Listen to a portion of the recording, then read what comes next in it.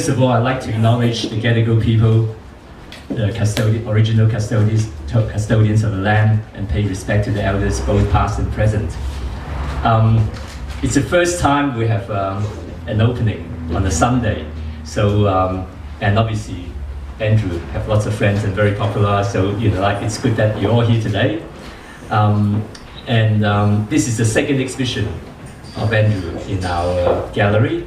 We had one about a year and a half ago, and the first time I met Andrew was actually at the Win Prize final. He had a work there, which is really, really good. And then there was sort of like, I think it was an artist lunch. So I walked up to his painting, I was looking at it, and I turned around, he was standing there. And so we introduced to each other. And then since then, we've sort of like become friends. And on top of being an artist, Andrew is a fantastic builder. And but I think he's concentrating on his art these days. So he's as you can see, it's really worth it for him to be concentrating on his art. Andrew won the Henry Buck Art Prize at Mosman, which is part of the Mosman Art Prize about two years ago.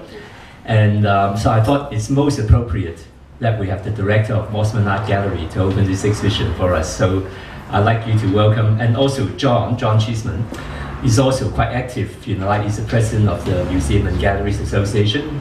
And so obviously he's very supportive of the arts. And so I'd like you all to welcome John Cheeseman. Thank you very much, Simon. It's a great pleasure to be here today. First of all, I'd like to also acknowledge the traditional people of the land and pay homage to their elders past and present. So coming from Mosman to Bondi Junction is like coming from north to south. It's a north-south dialogue, and we're very pleased to be here. But this exhibition is more a dialogue between East and West, of the traditions of the East and the ideas of the West, and the blending of those things. Now, Andrew's work, even the work here was in Mosman Art Prize last year. Andrew is a regular finalist in prizes and major exhibitions across New South Wales and Australia. So he is always in the running. He's always a significant artist in those things. In 2015, we were talking about the Henry Bucks Commendation Prize for the Mosman Art Prize, which is really the runner-up. And walking around that year with Michael Rolfe, who was the judge that year, we get 900 works in. The best artists from across the state, and slowly they get whittled down into what the finalists will be. We pick about 90 that are finalists. To get in the running up the very top, you're looking at someone that's a very significant artist, someone very accomplished, someone that really has presence in the art world. And that's a state, to win the Commendation Prize, it's virtually up there. It was either got to win or not, sort of thing. So I'm sorry, it was the Commendation Prize, but it was a major achievement nonetheless, and that sort of shows the stature of Andrew as an artist. The work itself, the dialogue between East and West, you can see the influence of Chinese watercolour, of drawing, of use of ink that's in the work. I was talking to Andrew before about the cutting, and was he also influenced by Chinese paper cuts, which are a very significant art form within China itself. And he wasn't conscious of that. It was more through a more elongated process of, the street art tradition of stenciling, and the idea came to him in Venice.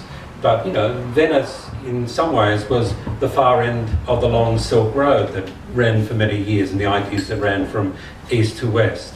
So, although indirectly, you can still see those influences from China coming through, even street art practices, stenciling, and then to come to Andrew's work.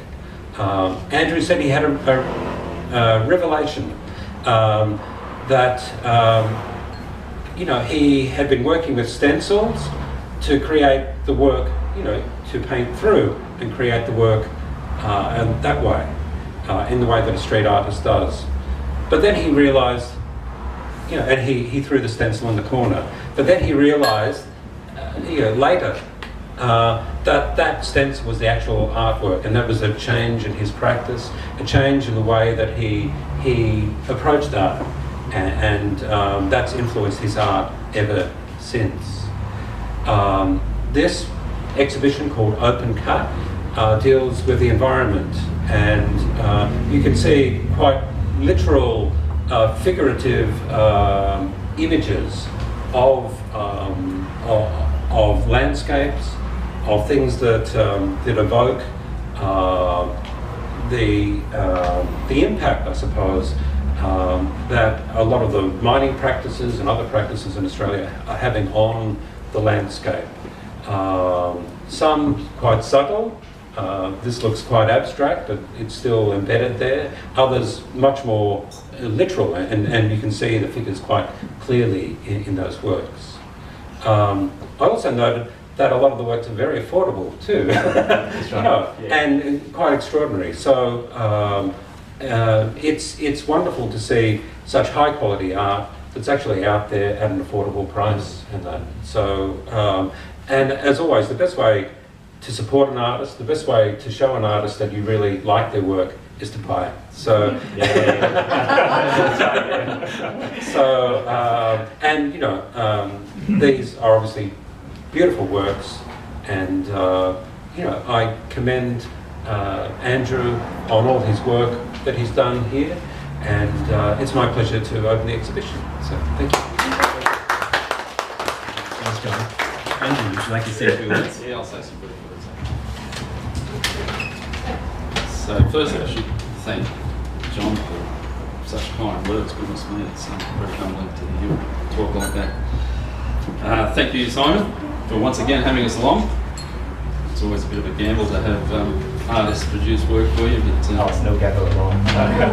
so, thank you once again. Thanks everyone for coming, and thanks for my family. There's quite a few family here today. It's my dad here.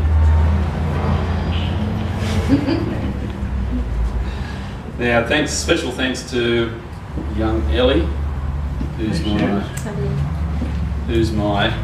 graduated from being a pebble-ear, and a pebble-ear is what I call people who, in some of these works you'll see, well, some of the works I start off with the work being covered with pebbles, and they're placed sort of in the right position. So there's thousands of pebbles have to be placed. So she's graduated from being a pebble-ear to my manager, and she has to sort of extract the words out of my brain to put on paper, which is not very easy. And last of all, sorry.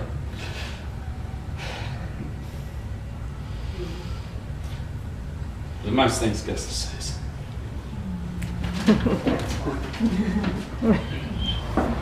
Now to the artwork. I'm not going to earbash people about environmentalism today, because that doesn't work, I don't think. But it's up to everyone in here today and in the world to sort of be informed about what's happening in the world, you know? And it's something that that's very strong in my heart, is what happens, you know? So it's with hope that, you know, what you see today in the works and the creations create a reaction in someone, sometime, someplace, and it might help to do some good. Sorry, that's why I'm throwing you right out.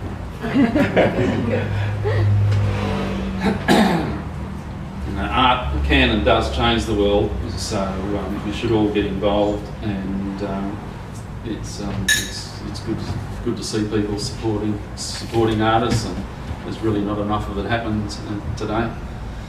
And full marks go to all the regional galleries and the museums through New South Wales, which John's got a lot to do with. And you know, when you take a trip to Grafton or you take a trip to Newcastle, and you go into one of the big galleries there, these regional galleries, they do their work on a shoestring. The government's taking money out of the arts scene all the time now. So people like John are making these things work. So full marks to the gallery. The galleries and their staff these days. I think that's all I want to say. Anyway, so I hope everyone enjoys it. Thanks, Andrew. I think the theme of open cut and the environmental sort of issues is actually quite relevant, you know, in the world that we live in. You know, I think art is more than just something that's necessarily just pleasing to the eye.